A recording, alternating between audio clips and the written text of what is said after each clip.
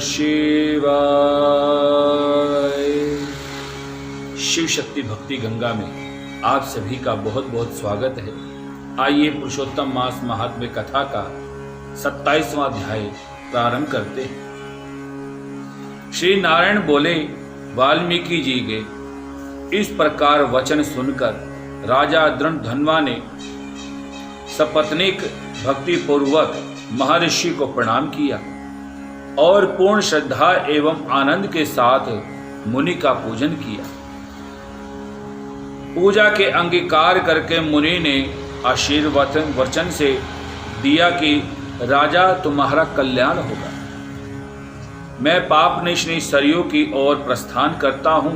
मुनि श्रेष्ठ वाल्मीकि इतना कहकर चल दिए। राजा वाल्मीकि को सीमा पर पहुंचाकर अपने महल में वापस आ गया। महाराजा दृढ़धन्वा को महर्षि वाल्मीकि की कृपा से दिव्य ज्ञान प्राप्त हो चुका था। अतः वह अपनी पत्नी से बोले कि हे सुंदरी, यह संसार आसार है। गंधर्व नगर के समान ही इस शरीर में भी रोग द्वेष आदि 6 शत्रुओं का निवास है। कृमि, विष्ठा, वात, कफ, मूत्र आदि सहित भस्म होने वाली इस देह में क्या रखा है। मैं भगवान की भक्ति और मोक्ष प्राप्त करने हेतु वन गमन करूंगा और वहीं भगवान पुरुषोत्तम का स्मरण भी करूंगा। पति के ऐसे वचन सुनकर वह पतिव्रता साध्वी और गुण सुंदरी रानी विनय पूर्वक हाथ जोड़कर बोली कि हे भूपति, आपके साथ मैं भी चलती हूँ। पतिव्रता स्त्री का देवता उसका पति होता है, अतः मैं भी आपके साथ ही रहूंगी।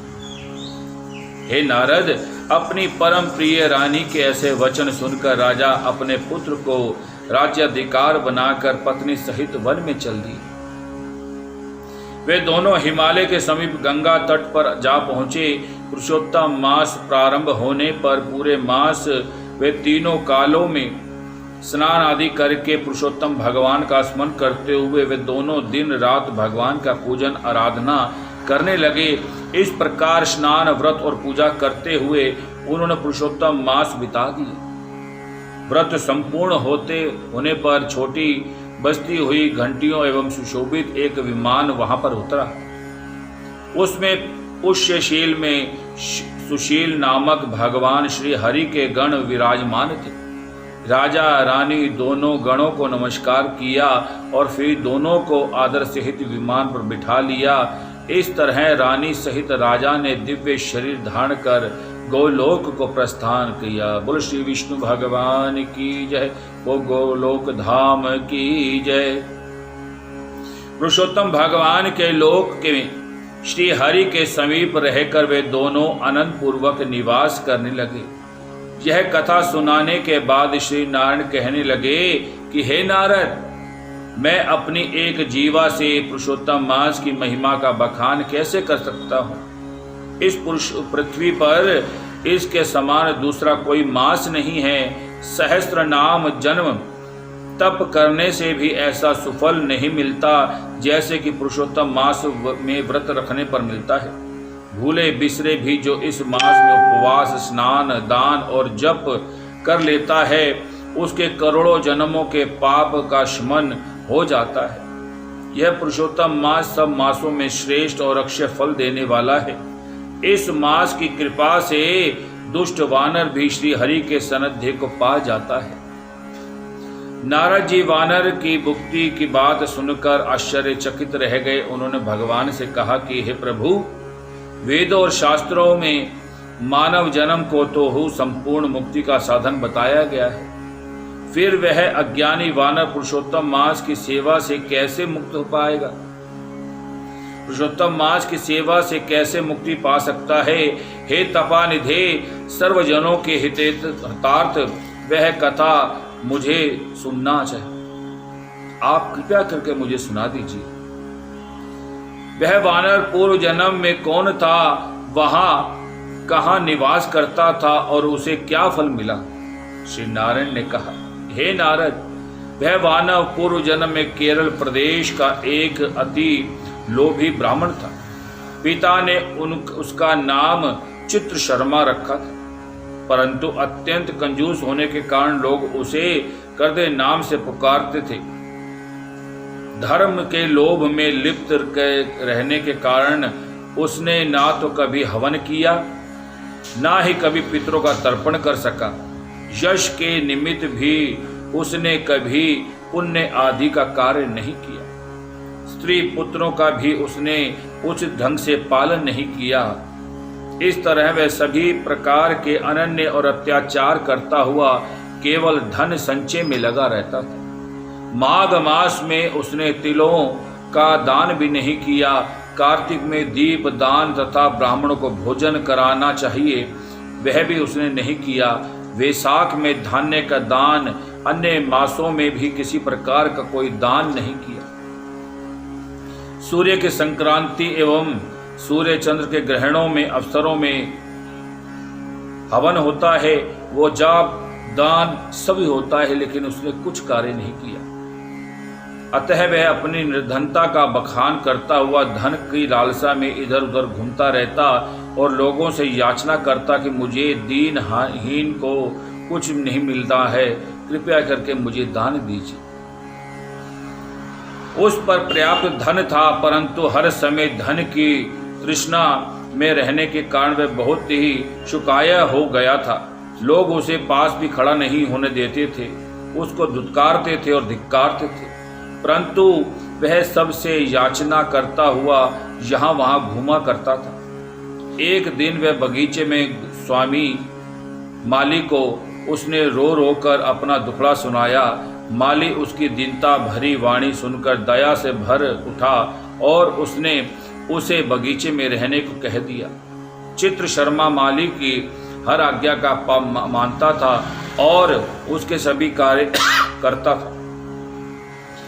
इसी से कुछ दिनों में माली को उस पर दृढ़ विश्वास हो गया कि करते उसका अपना व्यक्ति है और उसे किसी प्रकार के हानि वो पहुंचाएगा नहीं। कुछ समय पश्चात माली के बगीचे के करते पर छोड़कर राज मंदिर में नौकरी कर ली। वहां अधिक कार्य होने के कारण माली के बगीचे की पूरी देख रेख छोड़ देनी पड़ी। वह बगीचे के फलों को नित्य पेट भरकर खाता, बचे हुए बेच देता और प्राप्त होने वाले धन का निर्भय हो अपने पास रख लेता। बगीचे का स्वामी जब भी उससे आकर बिक्री से प्राप्त होने वाले धन के विषय में पूछता तो वह असत्य बोलकर कहता कि हे भैया, मैं तो नगर में भिक्षा मांग गुजार करता हूँ, बगीचे के फलों की रखवाली करते करते परेशान हो गया, लेकिन पक्षी सारे फलों को खा जाते हैं। करदे की बात पर विश्वास करके वह माली लौट जाता। इस प्रकार फलों को खाते बेचते करदे के 27 वर्ष बिता दिए। बोल श्री विष्णु भगवान की जय। वेदों का कहना है कि बिना भोगे वह पाप कभी क्षीण नहीं होते।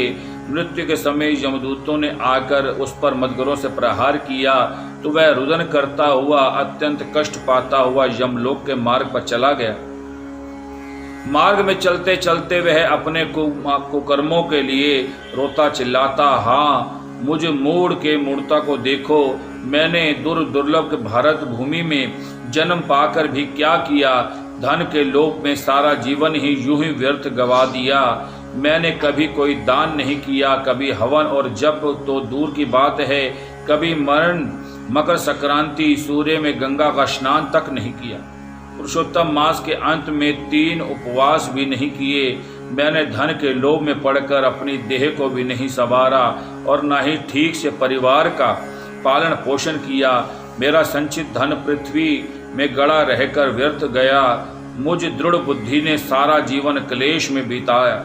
इस तरह करुण विलाप करते हुए करदे ने यमदूतों के यम मार्ग में समक्ष पहुंचा दिया। श्री नारायण ने आगे कहा कि हे नारद, यमराज के दरबार में चित्रगुप्त उसके शुभ अशुभ कर्मों को लेखों को देखते हुए धर्मराज से बोले, इस करदे के ब्राह्मण होकर भी चोरों और झूठ बोलने वाले जैसे अधम कार्य तुमने किए। धन के लालच के कारण इसने कभी कोई शुभ कार्य नहीं किया, बल्कि उनको कुकर्म किए। इसके दो पाप, चोरी और विश्वासघात तो अत्यंत ही जघन्य हैं। चित्रगुप्त के ऐसे वचन सुनकर धर्मराज ने कहा, पहले इस कृपण को सहस्त्र जन्मों के वानर की योनि में रखो, फिर इसे चोरी और विश्वासघात करने वाले दंड दिया जाएगा। इति श्री पुरुषोत्तम मास महात्म्य करदे पखाने 27वां अध्याय संपूर्ण। ओम नमो भगवते वासुदेवाय।